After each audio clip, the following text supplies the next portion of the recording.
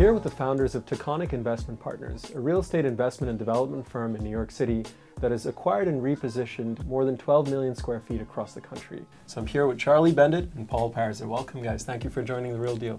Thank you for having us. Let's start at the beginning. You're 1997, you start Taconic. You're approaching your 20th anniversary. So you both worked at Jones Lang, JLL's predecessor, Jones Lang Wootton, is that right? Jones Lang Wootton, yes. And what were you involved in there? Were you brokers or what? Well, I think it's, and I'll just add, I didn't work there. Okay. Paul worked there. Okay. I didn't work there until he brought me there. Okay. So he was responsible for me coming to Jones Lang. Yeah, I went to work at Jones Lang Wootton coming out of Graduate School of Business at Columbia. I started as an analyst. I did everything, including make the coffee. Okay. In those days, we ran projections by hand with an HP 12C. It was no Argus, no. You know, if your boss said change the rents by $2, you were in deep trouble. It meant 17 hours of your life to redo a spread. A couple of years later, I think it was 81, 2 or 3 years later, we were growing like crazy, and we wanted to hire a new person. And I said, you know, I have this crazy friend of mine out in Jersey who's in the real estate business, very passionate. I'm sure he'd love to come into Manhattan and start doing it here. Would you be interested? He interviewed, got the job. So that was the formal first working, 1981, and we worked together. Other than 2 or 3 years in the 90s, all the way through, including to today.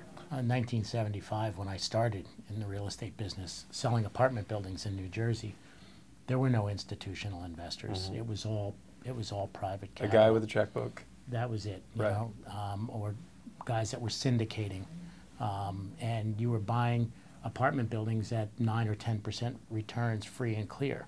Today, those same apartment buildings would probably trade at a 5% cap rate. But early on, I learned that the guys that were making all the money were the ones that owned the real estate, not the people that were representing the owners of real estate. And so I started looking to buy real estate in 1976 or 77. My father had invested in apartment buildings in places like Paterson, New Jersey, and counseled me against investing in real estate, as a matter of fact. And he said, if you want to invest in real estate, I want to introduce you to a client of mine. He'll take you around to some of his apartment buildings. So I said, great. And I went with a friend of mine who I played tennis with, and we decided we were going to go and buy real estate. So he took me to some of his apartment buildings in Newark, New Jersey. In the back of his car were 2 German Shepherds, and we went up to collect rent with 2 German Shepherds. And he was carrying. Is that really a thing? It's a true story. So we went up to collect. I want to tell you, I've never heard this story. So we went up to collect rent, and he's brought his A game today. So he went up to collect rent, and I came back home. My father said, "So what do you think about owning real estate?" I said, "I gotta go buy some German Shepherds." One of the things that I think set you guys apart is this massive multi-year bet on the Meatpacking District in a way that probably no one's benefited as much from the transformation of the Meatpacking District as you guys. I'd like to say it was strategic, and we started by saying the Meatpacking District was hot. Frankly, I don't think I ever went to the Meatpacking District in those days. It was a little different sort of a place. But in '97, when Charlie and I started Taconic, we had a relationship with the Sylvan Lawrence Company because in our past life we had done a lot of business with the Sylvan Lawrence Company. The ownership was having a fight that went on for many years, and we heard through our grapevine that there was a resolution and there was going to be a disposition of the portfolio. So Charlie and I traipsed down to, and this was probably 2 weeks after starting Taconic, we traipsed down to Sylvan Lawrence office, and we told the president of the company that we'd like to buy the portfolio, which is 111 8th Avenue, 95 Wall, 99 Wall, and 100 William, total of about 4 million feet of space.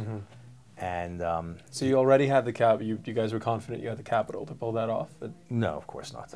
Okay. He looked at us and said, "Well, there's 400 million reasons why you're not going to buy this portfolio."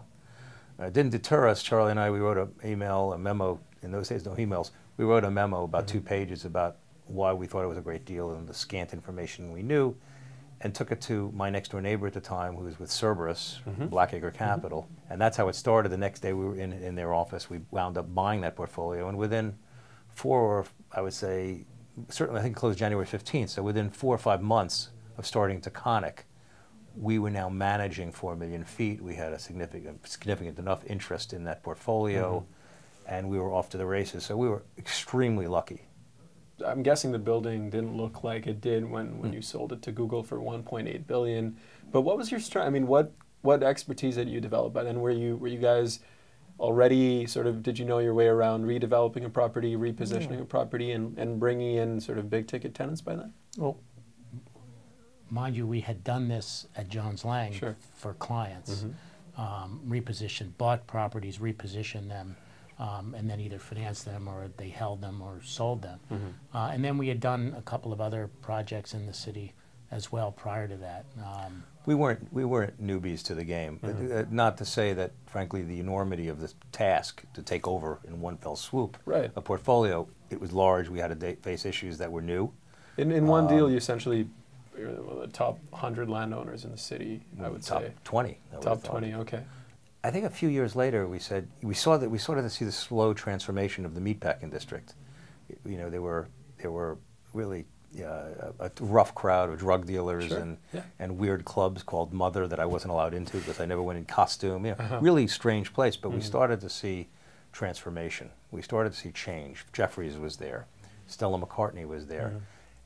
On the way to Pastis one day, we were walking past one of the buildings on 14th and 9th, and we looked up at this building, which we had seen every day. So it was a mess, just horrible shape, but the best corner in the district. And we said to this young fellow who was our acquisition head, "You want your job? Find out who owns this building and let's get it." And he came through. We wound up getting a transaction. We paid $34.5 million. We beat Vornado by an hour. And did you have to take that call from Steve Roth? On that one? I don't know. You know, he always mentions it, but I don't think he was ready to go. The risks we took in the deal, we had some very strange tenant movements that we had to deal with and other issues that were complex. We worked it out. We took a chance, we worked it out, and created an extraordinary valuable asset. This is in which year? We started in 2005. Okay. And we own it today. Charlie and I recently recapped. We brought in Teachers Insurance, who bought a 42% or thereabout interest. We have a new financing on it, so it's a wonderful holding, and it's a long-term worked with you several times before, right? They're partners or have worked on. Yeah. That was actually the first one. Okay. And since then, we've done a good number of transactions with them. And Steve Roth, by the way, got us back because he ended up buying Prince Lumber. He bought the site next door, right? So and beat us out on that one. So, you know, is that it all what he's evens doing out. With Aurora? Yes. Yeah, it all evens out in the end. Well, you have the Apple Store. I don't know how much. I think he's got a few more beats to get you guys there. He often bemoans the fact that he didn't step up and get 111 8th. And so then Google did they buy it right away or did they occupy it and then they came in the building in 2005. We expanded them, I think, 10 times. Right, I know about that, yeah. We bought out tenants to make room for them to grow, and as you know, in 2011, we decided to put the building on the market, and they very wisely bought it as their New York headquarters. Can you talk a little bit about 837 Washington? You sold it for, again, a record-breaking price for that neighborhood. How did that come about? Was this the Google playbook? I'll make this long story short. It's a great corner, the corner of 13th in Washington. And for many, many years, what was there was an old ice plant building. It's a weird building. And we tried to buy the site. We couldn't. So we were trying to pay $35 million. So someone bought it at $45 million. Came to financing. They wanted to get a loan. They went to one of our good friends for a loan. The friend called us up. We did it together in a venture. And we made him a loan. We took collateral in one of the other buildings he was building, and it fell into the wrong time. The guy had a bad plan. Did you see that coming? Did you see that? No. We were making a 22% 1-year loan and getting out. And we told him, it's very dangerous what you're doing, but if you want to do it, that's fine. Turns out it didn't work out for him in a lot of ways. We wound up taking over both assets, rebuilt one building, leased it to Palantir and our house, and sold it. And then we had this corner. And it's a landmark district, and it's a contributing building, even though it's a kind of strange building. It was a contributing commercial building. So we were very concerned as to the ability to add on top of it because of landmarks. It so happens that we took a view that, you know, let's go with a strikingly different look. A twisting steel thing, this is brick, and let's make it so exciting that they'll have to say architecturally is worthy. And we knew we were going to get a fantastic tenant or a series of fantastic tenants. We looked at multi-floors, single floors. We had great restaurants talking to us about the third floor. We had great retailers. But the hope was always to get one big tenant. Yeah. And then Samsung came along. Well, the day I knew we had them is when they came up and walked up the building, when the construction was all built. But you could stand on the terraces, and we stood out on the terraces, and they looked up and they saw this twisting steel thing. It's so cool. At the height of the High Line, they could have their cappuccinos or cocktail parties private while the High Line's right across the street. It was so unusual. They loved it for their own purpose. It was Samsung, leased the entire building. Yeah. Again, we got And then lucky. suddenly that building is way more valuable than it was. Thank God. The New York market has become increasingly dependent on tech tenants, not to the level that people talk about, but they are a significant player in the market. Are you guys concerned that the tech sector is going to see, it's just dramatic, the changes in the tech sector. Are you concerned that weakening in the tech sector is going to result in less of a tenant landscape for you? There's always fallout in emerging businesses. Sure. And we had the same thing in the telecom sector. But the major well-capitalized enterprises that have a great business, they endure. And we've always taken on as tenants, and we call them investments in tenants. We've always invested in quality enterprises that have But I'm not talking platform. about these Mickey Mouse companies. I'm talking about companies like the honest companies, which had valued at $1.5 billion, had incredible sales. Suddenly, one year they miss, or even WeWork. It missed its profit projections by 78% last year. Those are significant changes, and they mean significant space changes. On the other hand, you got most traditional companies. GE is now an IT company. Technology has really taken over all industry. Sure. And as long as New York remains the hotbed for where the young people want to come to live, to play, to work, it bodes very, very well for New York City. As far as the actual industries themselves, we tend to try to lease to the more mature companies. We are very credit sensitive. We don't have, I'm going to say we don't have any weak credits in our portfolio. I'm sure we do. Okay, and we can question what credits are sometimes. When we do have credits, we ask for security. We try to make, as landlords, a very good investment for our partners. Would you lease half a building to WeWork? We would, under the right circumstances. Okay. And then one of the other things that is probably taking up a lot of your time is Essex Crossing. It's a 1.9 million square foot, give or take, project. God knows how many apartments. What, 1,800? No, it's just over 1,000. Okay. It was originally 1,000, but we have been able to increase it to about 1,080 apartments. And then there's 850,000 square feet of commercial space. There's 470,000 feet of retail and 350,000 feet of office, and there's a cultural component of about 25,000 feet. But developers don't often get the chance to play with that kind of land, right? So how did that come about? I mean, that is Hudson Yards and maybe one or two other projects that I can think of that give you an opportunity to just go all out, right? Oh, it was a long time in the making. Right, decades. So these sites remained vacant since 1965. Our former speaker had something to do with that as well. Yeah, the speaker and his constituents and some of the other constituents in the neighborhood could never agree on what to do here. And there were a number of developers who had approached the city and said, we'll buy it and we'll work it out, but they could never work out the differences between what one constituent group wanted and another constituent group wanted. But was this on your radar for a long time, the site, or is this something that came in just after the RFP? Well, yes, the RFP is what triggered our interest. Actually, our partners, L&M Development Partners and BFC, were looking at it, but they didn't really have the experience in a couple of areas, the retail, the office, and they weren't condo developers. And they felt that a portion of this, a component of it, needed to be condo. So they were looking for someone that could bring that expertise to the project. And so they called us, and we agreed to do the deal together. Was that not daunting? I mean, you guys have been in the business for a long time, but this is 1.9 million. Daunting. First of all, the risk at the time was a sum of capital to put out the work, which was not insignificant, but a sum, a risk sum, and time and effort, because the books that we delivered are this thick, they're gorgeous, they have a tremendous amount of detail. We had never done an RFP before. Okay. Charlie and I had never. We always bought off market, on the market, and dealt with commercial stuff.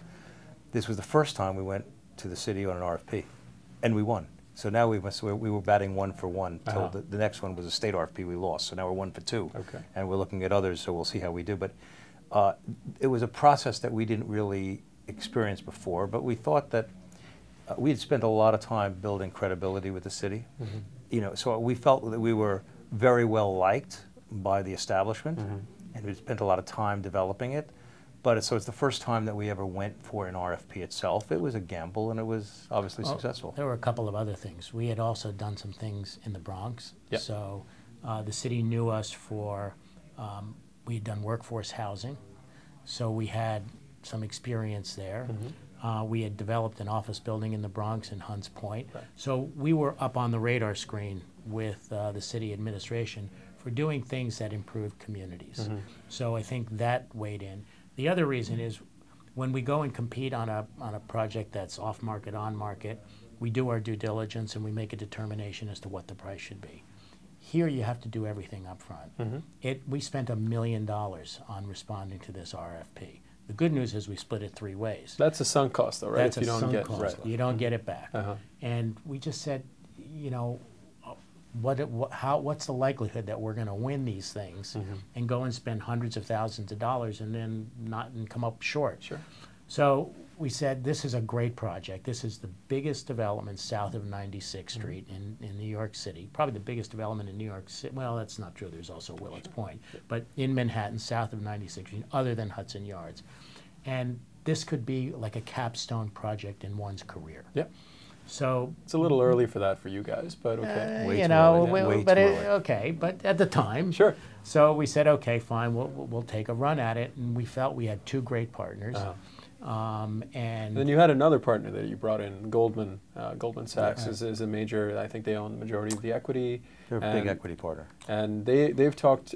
This is about a year ago, but they said their commitment to the project by the time it's done could approach $500 million. It's true. Is that still where we are? Well, they just committed to phase 2. Okay. Interesting. They had a very good relationship, and they had done many deals with L&M and BFC, and they had been looking forward to trying to do something with us. So this kind of brought everything together. They had never taken such a major position in a property of this size, or any size, really. They take a but piece. This is one group within Goldman Yeah, Sachs. UIG, right. Urban Investment Group. Right. So Goldman has done plenty of business with us in the past. But this is apparently, they've said, the largest investment that UIG has ever done. I think you had given an interview to The Observer a year or 2 ago, and you had talked about, I think this was a while ago, but you talked about the RFP process under Mayor Bloomberg, and you had given a lot of credit to the mayor for essentially understanding why this project should be there and why it should look the way it does. Now we're under a new mayor who's always talked about developing, because he thinks housing is essential to solve his sort of campaign promise of providing more affordable housing. However, he hasn't been embraced by the industry in the same way that his predecessor was. Why do you think that is? Is there something that he is doing wrong that is not translating, or is it just he's not Bloomberg? Well, I think that it goes to the relationship between city council and the executive and the mayor. And I think too much has been put on the shoulders of the council members at the end of the day to either approve or not approve projects. The whole Euler process, the rezoning process, which is critical to the development of housing in the city. At the end of the Euler process, City Council has the final say as to whether it's approved or not approved, and if there are any changes to be made, they usually get made at City Council. And he has delegated that responsibility or authority down to City Council, and the City Council Speaker has delegated that down to the local council member. Local council members sometimes are impacted, their thinking is impacted by community groups. And many times community groups don't like to see change. Okay. Anti-development. So what's he done wrong? And I'll give you an example. I'll give you an example. Is the Broadway Sherman project. The council member was all for it. the borough president was all for it, the mayor was all for it, but then the local community groups stood up and said no, and then the council member at the last minute changed his mind and turned it down. They would have gotten 50% of the units would have been affordable at that point. I want to talk about financing projects. I think you guys have been able to put the money together for projects of this scale, but a lot of developers nowadays are struggling to get money to build ground up. They're struggling to get money to do anything, period. And they're looking at sources of funding all the way from EB5, which is, again, now it's in serious jeopardy with the whole it's on until September, but there was this whole controversy over Kushner companies in New Jersey. What are developers missing? I mean, why is money dried up so much? It's not like New York City doesn't need housing. It's not like New York City doesn't need office space. Why are the banks being so reticent to put out the money? Well, if I could say, I think it's in the history of real estate, it always goes through cycles where it's hard to get money, and it's usually very easy to get money at the wrong time. This is just another time when it's a little more difficult, but there are construction loans being made to qualified developers. I think but that definition of qualified has tightened up a little bit. Schemes are becoming under more scrutiny as to whether they work or not. It's not just qualified developers, but it's qualified project. What do the economics look like? Land prices have gotten very inflated in the city, and that puts pressure on the economics of a project. And lenders have become very intelligent. The lenders who we go to for projects, they get to know the project intimately. They go do analysis and underwriting and consultancy reports. They see all the risks. And when you put that all together, if you want 60 or 65%, you can get that. If you want or need 80 or 85%, it's much more difficult. Okay. You mentioned the Vornado deal right next door to 401. I'm wondering if you guys can think of another deal that got away that still stings. I'm sure there's still stings, yeah. Thousands. Give me one. Give me one that you look by, you drive by, and you're like, damn, this is what I would have wanted. Oh, jeez. You want to go with RXR? There were a couple on 6th Avenue that got away. 1375 Avenue of the Americas. No, it was 1350. Right. 1350 Avenue of the Americas got away. 1185 got away. 1185 6th? 1185 6th Avenue in 1999. Why was that so attractive? We got scared away by the leasehold nature of the property. And, maybe it was our history at Jones Lang where we did a lot of work with British investors and they just didn't like ground lease properties or leasehold properties. And this had a 47-year ground lease.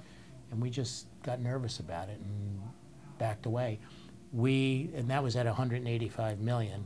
It was bought by someone for $185 million and sold 2 years later for $300 million. So missed opportunity. And the same with... What's yours? I hesitate to count. Probably Prince Lumber being one. But 85 10th is another example. 85 10th was sold by Level 3. We were there, we were knowledgeable, we were local.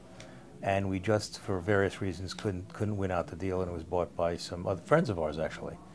But we live in a time you're not going to win 100%. You talked about the deals you've missed. You clearly don't have too many regrets. But what's the one that you're like, this worked out beyond what I could have hoped?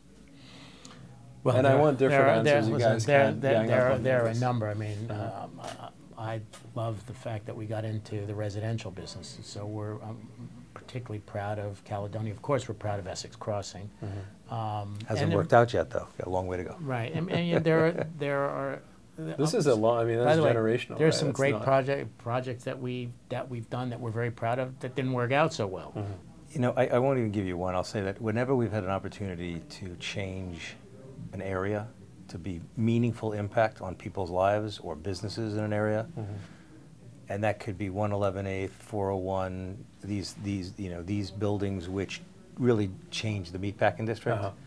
I feel the same about the Lower East Side. I think we're creating tremendous change in the district. It's going to transform it.